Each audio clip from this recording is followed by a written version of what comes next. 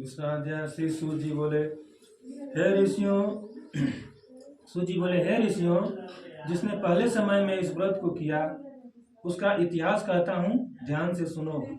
सुंदर काशीपुर नगरी में एक अत्यंत निर्धन ब्राह्मण रहता था।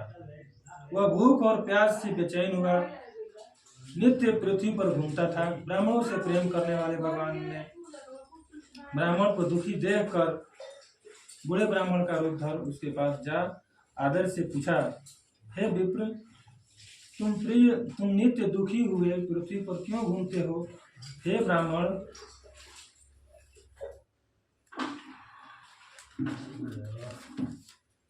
यह सब मुझसे कहो, मैं सुनना चाहता हूँ। ब्राह्मण बोला, मैं निर्धन ब्राह्मण हूँ, भिक्षा के लिए पृथ्वी पर फिरता हूँ। हे भगवान, यदि आप इससे छुटकारा पाने का कोई उपाय जानते हो तो कृपा करके मुझे बताएं।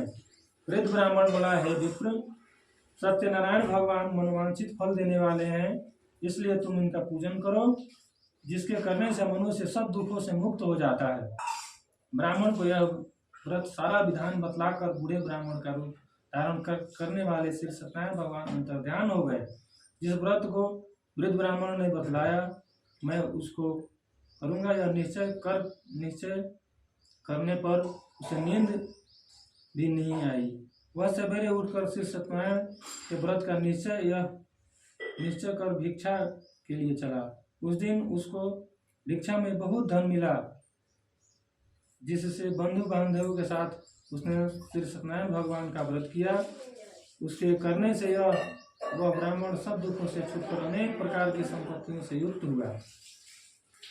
उस समय से वह ब्राह्मण हर मास व्रत करने लगा, हर महीना ब्राह्मण व्रत करने लगे। इस तरह श्री सत्यनारायण भगवान के व्रत को जो करेगा वह मनुष्य सब दुखों से छूट जाएगा। इस तरह नारद जी से श्री सत्यनारायण भगवान का कहा हुआ यह व्रत मैंने तुमसे कहा। हे विप्रों, मैं अब और क्या कहूँ?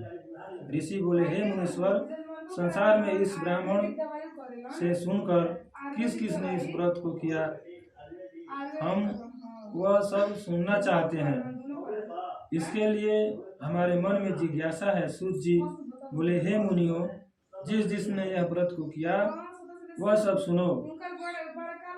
एक समय वह ब्राह्मण धन और ऐश्वर्य के अनुसार बंधु बांधवों के साथ व्रत करने को तैयार हुआ। उसी समय एक लकड़ी बेचने वाला बूढ़ा आदमी आया और बाहर लकड़ियों को रखकर ब्राह्मण के मकान में गया।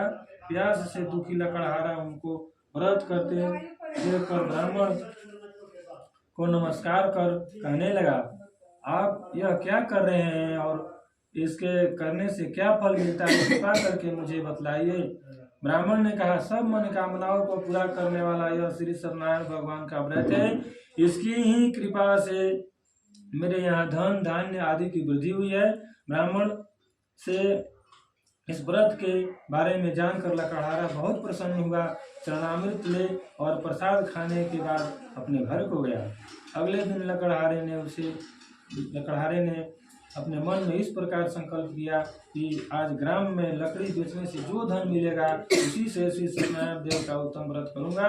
यह मन में विचार कर वह बूढ़ा आदमी लकड़ियां अपने सिर पर रखकर जिस नगर में भगवान लोग रहते थे ऐसे सुंदर नगर में गया।